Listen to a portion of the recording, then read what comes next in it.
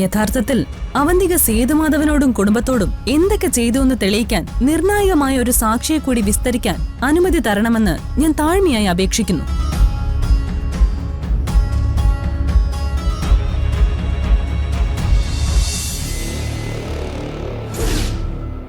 ഈ നിമിഷം മുതൽ ഈ നെല്ലിശ്ശേരി വീടും നെല്ലിശ്ശേരി ഗ്രൂപ്പ് ഓഫ് കമ്പനീസും അതുമായി ബന്ധപ്പെട്ട സകല സ്ഥാവര ജംഗമ വസ്തുക്കളും ഇപ്പോ ഈ അവന്തികയുടെ പേരിലാണ്.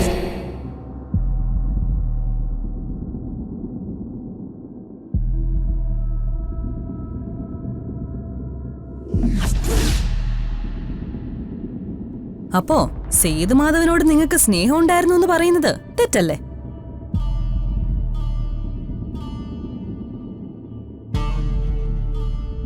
സ്വത്തുക്കളെല്ലാം നിങ്ങൾ നിർബന്ധിച്ച് എഴുതി വാങ്ങിച്ച് സേതുമാധവനെയും കുടുംബത്തിനെയും വഴിയാധാരമാക്കി. അതല്ലേ ശരി?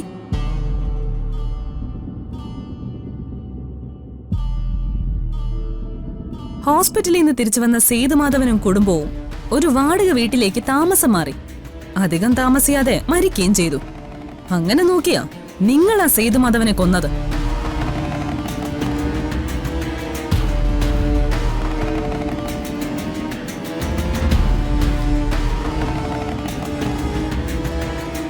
സേതുമാധവൻ സ്വത്തെല്ലാം അവന്തികയ്ക്ക് എഴുതി കൊടുത്തതാണോ അതോ നിർബന്ധിച്ചെഴുതി വാങ്ങിച്ചതാണോ എന്ന് കോടതിക്ക് ഇപ്പൊ ബോധ്യമായി കാണുമെന്ന് ഞാൻ കരുതുന്നു.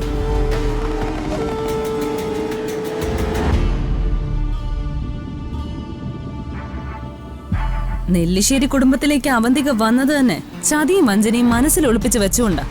ശരിയല്ലേ?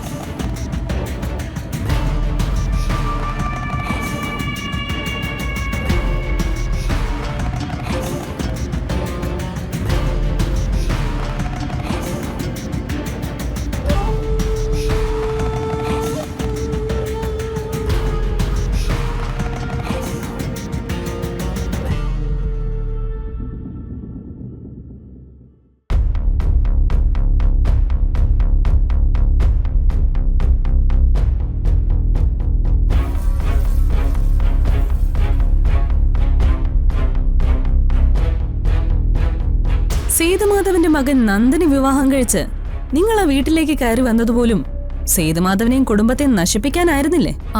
അല്ല, ഒരിക്കലുമല്ല.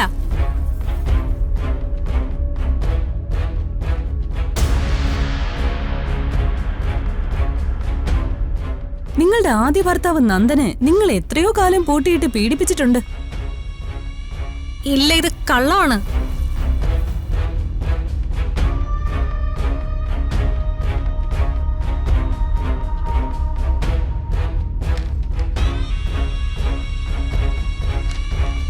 നിങ്ങളുടെ മുൻ ഭർത്താവ് നന്ദൻ നിങ്ങൾക്കെതിരെ പോലീസിൽ കൊടുത്തിട്ടുള്ള സ്റ്റേറ്റ്മെന്റ് ആണിത്. നിങ്ങൾ അദ്ദേഹത്തോട് ചെയ്ത ക്രൂരതകളെ കുറിച്ച് അദ്ദേഹം നല്ല വെടിപ്പായി പോലീസിന് എഴുതി കൊടുത്തിട്ടുണ്ട്.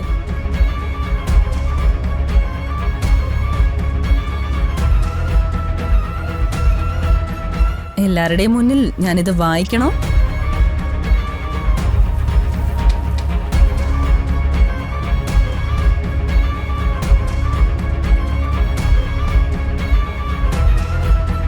ബഹുമാനപ്പെട്ട കോടതിക്ക് മുമ്പിൽ ഞാനിത് സമർപ്പിക്കുന്നു.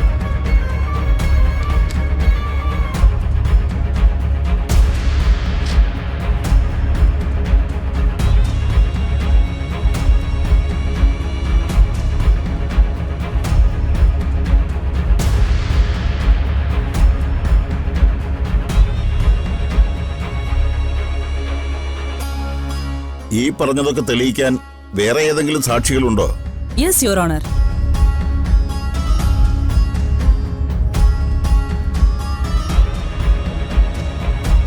യഥാർത്ഥത്തിൽ അവന്തിക സേതുമാധവനോടും കുടുംബത്തോടും എന്തൊക്കെ ചെയ്തു എന്ന് തെളിയിക്കാൻ നിർണായകമായ ഒരു സാക്ഷിയെ കൂടി വിസ്തരിക്കാൻ അനുമതി തരണമെന്ന് ഞാൻ താഴ്മയായി അപേക്ഷിക്കുന്നു.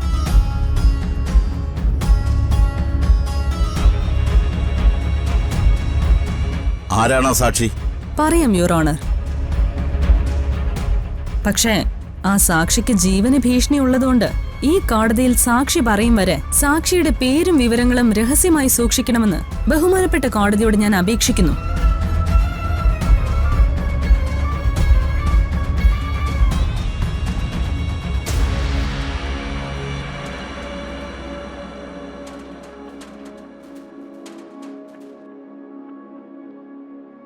സാക്ഷിയുടെ പേര് വിവരങ്ങൾ സമർപ്പിക്കുന്നു.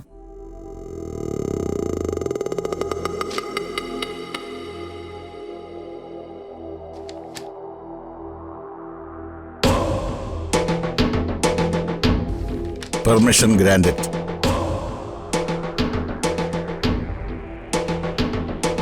ലഞ്ച് ബ്രേക്കിന് ശേഷം സാക്ഷി വിസ്തരിക്കുന്നതാണ്.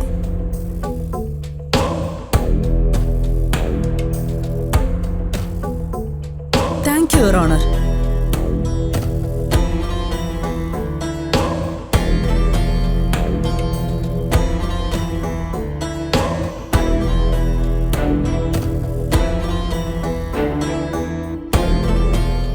ഇതാരാ നമ്മളറിയാത്തൊരു സാക്ഷി?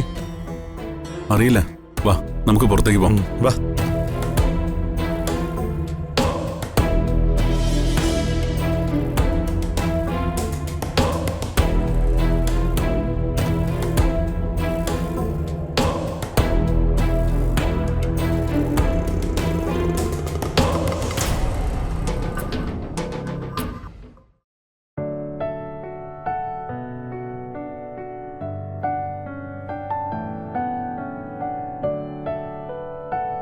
നമ്മുടെ വക്കീലിനെ സമ്മതിക്കണം. കോടതി മുറി കിടുകിടാ വിറപ്പിച്ചില്ലേ? അവരുടെ ആ വക്കീല് കൊണ്ടുവന്ന എല്ലാ തെളിവുകളും ഒടിച്ചു മടക്കി കൈ കൊടുത്തില്ലേ? നീ പറഞ്ഞ ശരിയാ. കോടതി മുറിക്കുള്ളിൽ നിന്ന് അവന്തിക കണ്ണു തള്ളിപ്പോയി. വക്കീലിന്റെ ഇന്നത്തെ പെർഫോമൻസിനെ കുറിച്ച് ഒന്നും പറയാനില്ല. ആരതി വക്കീലിനോട് എത്ര നന്ദി പറഞ്ഞാലും മതിയാവില്ല. പറയാനുള്ളതൊക്കെ നേരിട്ടാനങ്ങ് പറഞ്ഞോ. ദേ വക്കീല്.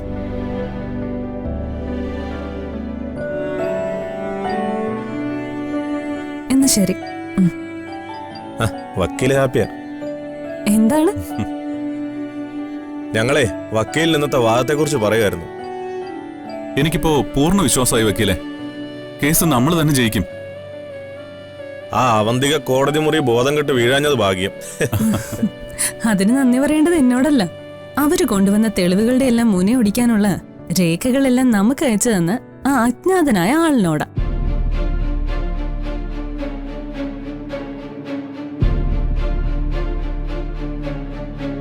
ആ തെളിവുകൾ നമ്മുടെ കയ്യിൽ കിട്ടിയതുകൊണ്ടാ കോടതിയിൽ അവരുടെ വക്കീലിന്റെ വാദങ്ങളെ പൊളിച്ചെടുക്കാൻ സാധിച്ചത്. തെളിവുകൾ കൈ കിട്ടിയ മാത്രം പോരല്ല, സമയത്ത് അത് കോടതി മുറിയിൽ പ്രസന്റ് ചെയ്ത് കേസ് നമുക്ക് അനുകൂലമാക്കാനുള്ള മിടുക്കൂടെ വേണ്ടേ? അതിന് വക്കീലിനെ കഴിഞ്ഞേ ഉള്ളൂ മറ്റാരും. ഇങ്ങനെ പുകഴ്ത്തല്ലേ സച്ചി, ഞാനങ്ങ് പൊങ്ങിപ്പോവും.